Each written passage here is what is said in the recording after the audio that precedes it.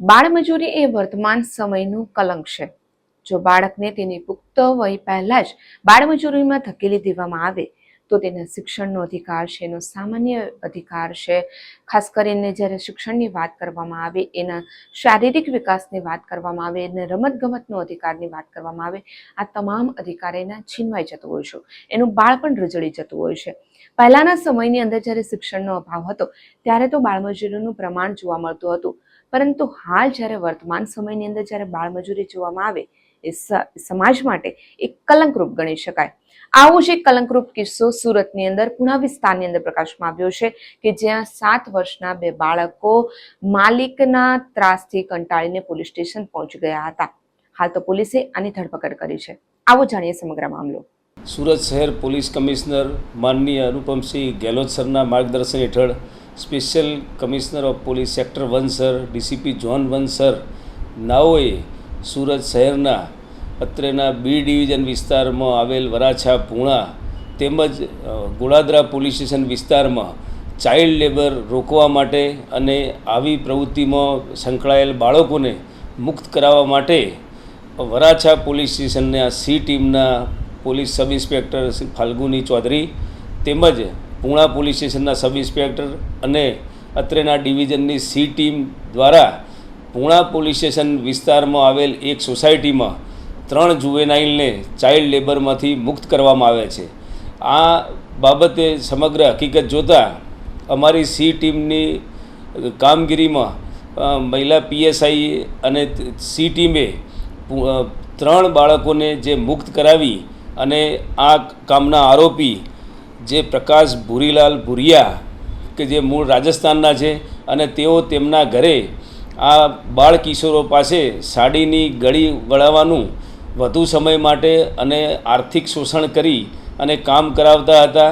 જેના અનુસંધાને પીએસઆઈએ પોતે પૂણા પોલીસ સ્ટેશનમાં મજકૂર આરોપી વિરુદ્ધમાં બીએનએસ તેમજ ચાઇલ્ડ લેબર પ્રોહિબિશન એક્ટ તેમજ juvenile justice care and protection act હેઠળ ફરિયાદ નોંધાવી અને કાર્યવાહી હાથ ધરી છે. 3 જુવેનાઇલને મુક્ત કરી અને કતારગામ બાળ આશ્રમ ખાતે કાઉન્સેલિંગ સાથે મૂકવામાં આવેલ છે. અને આ રીતે સુરત શહેર પોલીસના બી ડિવિઝન વિસ્તારમાં ચાઇલ્ડ લેબરને મુક્ત કરવાની એક કામગીરીમાં સફળતા હાંસલ છે.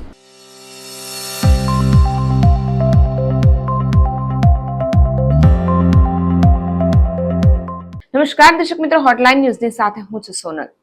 સુરતની અંદર એક એવો કિસ્સો સમાજની સમક્ષ સામે આવ્યો કે જેને જોઈને સૌ કોઈ વિચલિત થઈ ગયા હતા. આ કિસ્સો હતો બાળમજૂરીનો. જી હા દર્શક મિત્રો, સુરતની અંદર પુણા વિસ્તારની અંદર બન્યું એવું કે પુણામાં સાડીના કારખાનામાં બાળકોને 200 રૂપિયામાં રોજ 15 કલાક મજૂરી કરાવી ઉપરથી માર મારવામાં આવતો હોવાનો બનાવ પ્રકાશમાં આવ્યો છે. 7 વર્ષની ઉંમરના 2 બાળકો માલિકના ત્રાસથી કંટાળીને ભાગી ગયા અને ત્યારબાદ રાહદારીની મદદથી ગોળાદરા પોલીસ સ્ટેશન પહોંચ્યા હતા. પોલીસે બંને બાળકોને કતારગામની ચાઇલ્ડ હોમ કેરની અંદર મૂકવામાં આવ્યા છે અને પોલીસ દ્વારા આ બાળકોની પૂછપરછ કરતા જે વિસ્તારની અંદર આ બાળકો કામ કરતા હતા ત્યાં પોલીસ પહોંચી હતી અને ત્યાં તપાસ કરતા કારખાનાની અંદરથી વધારે 3 બાળકો એટલે કે આ કારખાનાની અંદર કુલ 5 બાળમજૂરો જોવા મળ્યા હતા. હાલ તો તમામને પોલીસે છોડાવ્યા હતા અને આ માલિકની ધરપકડ કરવામાં આવી હતી કે જેની અંદર પોલીસની પાસે પહોંચતા ત્યાં વધુ 3 બાળકો કામ કરતા પોલીસે 17 વર્ષના 2 અને એક 8 વર્ષના બાળકને મુક્ત કરાવ્યા હતા. બનાવ અંગે વરાછા પોલીસે ફરિયાદ બનીને પુણા પોલીસમાં કારખાનેદાર પ્રકાશ ભૂરીલાલની ધરપકડ કરી છે અને આગળની તપાસ હાથ ધરી છે. આજે બાળકોની પૂછપરછ કરતા આરોપી પ્રકાશ એ બાળકોને રાજસ્થાનથી લાવ્યો હતો. રાજસ્થાનના ઉદયપુર ખાતે રહેતા પ્રકાશ ભુરિયા તેમના વતનથી 5 બાળકોને બાળ મજૂરી માટે લાવ્યો હતો. બાળકોને તે છેલ્લા 5 દિવસથી કાળી મજૂરી કરાવતો હતો અને રાજસ્થાનમાં ટ્રાયલ એરિયામાંથી આવતા બાળકોને તેના માતા પિતાની પરમિશનથી સુરત લઈને આરોપી પ્રકાશ અહીં આવ્યો હતો. અહીં આવીને બાળકો પાસે તે કાળી મજૂરી કરાવતો હતો અને ઉપરથી જો એ કામ ના કરે, બાળક કંટાળે તો તેને માર મારતો હતો.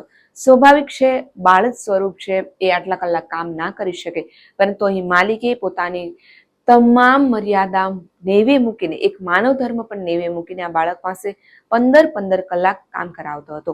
તમે વિચાર તો કરી જુઓ, જ્યારે આપણે એક મોટા થઈએ ત્યારે જો કામ કરવા જઈએ, માત્ર 8 કલાક ઓફિસ અર્થના હોય કે 10 કલાક હોય, તો પણ ઘરે આવીને કંટાળી જતા હોય છે. તમને થોડો સમય ફ્રેશ થવાની અંદર લગાવતા હોય છે, થોડો સમય રમત રમતા હોય છે, બાળકો સાથે વિતાવતા હોય છે, ફરવા જતા હોય છે. જ્યારે આ બાળકોને વતનથી, એના માતા પિતાથી દૂર અહીં જ્યારે કારખાનાની અંદર લાવવામાં આવે અને એમની પાસે 15 કલાક કામ કરાવવામાં આવે, અને એ બાળક જ્યારે આ કામ કરીને કંટાળે, એ બાળક જ્યારે કોઈ પણ ઇતર પ્રવૃત્તિમાં લાગે ત્યારે આ માલિક દ્વારા તેને મારવામાં આવે. અહીં છતી થઈ છે એની ગરીબાઈની. આ મા બાપે નો ડાઉટ એને પરમિશન આપી, પરંતુ અહીં ગરીબીનો કિસ્સો સામે આવ્યો છે.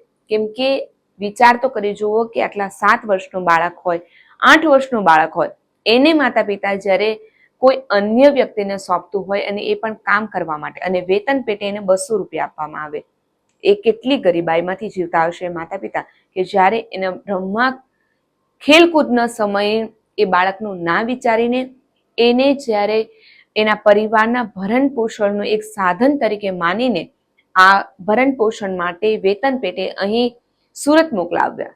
એ ગરીબાઈ ત્યાં સુધી પહોંચી ગઈ કે આ બાળકનું બાળપણ છીનવી લીધું અને બાળમજૂરીની અંદર પરિણમી.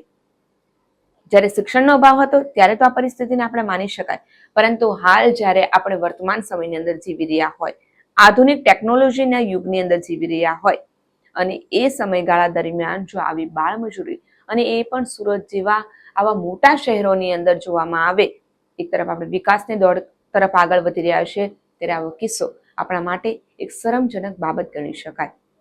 જો તમને અમારો વિડીયો ગમ્યો હોય તો આને શેર કરજો. જો તમે એમને યુટ્યુબમાં જોઈ રહ્યા હોય તો સબસ્ક્રાઇબ કરજો, અને ફેસબુક પર જોઈ રહ્યા હોય તો અમને ફોલો કરજો. આવી જ નવી વિગત સાથે આપણે ફરી મળીશું. નમસ્કાર. આવા પ્રકારના વિડીયો તમને જોવા ગમતા હોય તો હોટલાઇન ન્યૂઝ ચેનલને લાઇક, શેર અને સબસ્ક્રાઇબ કરો.